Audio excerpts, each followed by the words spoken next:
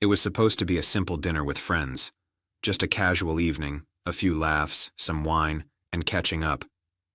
But the moment we arrived at the restaurant, I could sense something was off. My wife, Lauren, had been distant all week, snapping at small things, avoiding eye contact, and constantly checking her phone. I chalked it up to stress at work, but deep down, I knew it was more than that.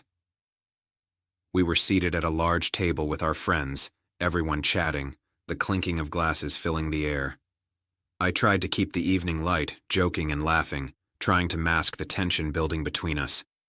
But Lauren barely responded, her eyes darting around the room, focused on something, or someone, else. Then came the comment. A friend, teasingly, mentioned something about loyalty and marriage. Lauren rolled her eyes, smirked, and whispered something to the woman next to her. I didn't catch the words, but I caught the tone. A tone that didn't belong to the woman I had married. I leaned closer. "Lauren, what did you just say?" She looked at me, smirk widening. "Don't worry about it," she said casually, like I was the problem for even asking. That's when it happened. Right there, in front of all our friends, she slammed her hand on the table. "You know what?" she said, voice loud enough to turn heads.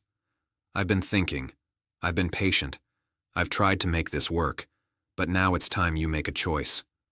I blinked, unsure if I had heard correctly. "Choice?" I asked carefully. "Yes," she said, standing, heat in her eyes. "Stay or go. Right here. Right now. Everyone can watch. You want this marriage? Fine. You want to leave? Fine. But you need to decide."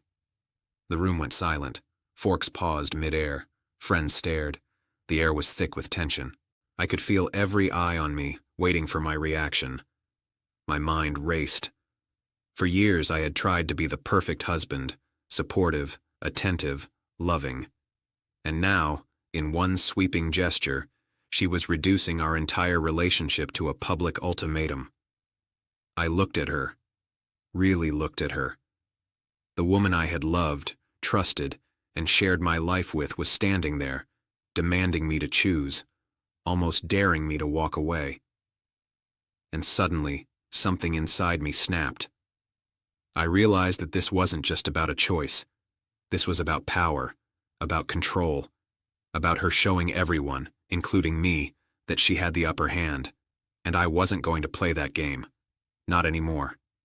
I took a deep breath, calmly, deliberately, slowly. "Lauren," I said, voice low but steady. "You want me to choose? Fine. I choose to go." The words hung in the air like a bomb. A few gasps escaped the table. Friends looked at me, then at her, unable to process the storm unfolding before them. "What?" she said, disbelief etched across her face. "You can't." "I can," I interrupted. "I've tried to make this work. I've tried to overlook the distance, the lies, the secrets. I've tried to be the husband you deserve. But this ultimatum, this public display, this constant disregard for my feelings, it's too much. I choose me. I choose my dignity. I choose my life without being manipulated." She stepped closer, voice rising. "You're making a mistake. You'll regret this." I shook my head slowly. "No, Lauren, I won't. I've been regretting staying too long already." And then, without another word, I stood, gathered my coat, and walked out of the restaurant. The sounds of clinking glasses and whispered conversations faded behind me as I stepped into the cool night air. Freedom never felt so heavy, so bitter, and yet so liberating. I didn't look back. I didn't explain further. I didn't argue.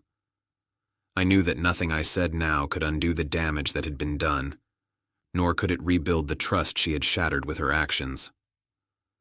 Walking away was the only choice that preserved what little dignity remained.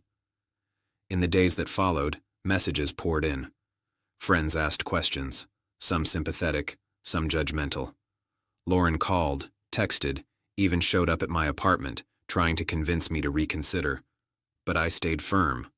My choice was made. I had finally reclaimed control over my life. something I hadn't realized I had surrendered long ago. Walking away wasn't easy. The memories of years together haunted me. The shared laughter, the milestones, the quiet nights at home. It all pressed against me. But I knew that staying would have meant continuing to endure manipulation, disrespect, and betrayal. And for the first time in years, I felt a sense of clarity, strength, and peace. Sometimes the hardest choices are the ones that others try to force upon us. Sometimes standing up for yourself is the most radical act of love you can commit, not for someone else, but for yourself. And in that moment, at that table, in front of everyone, I finally chose me.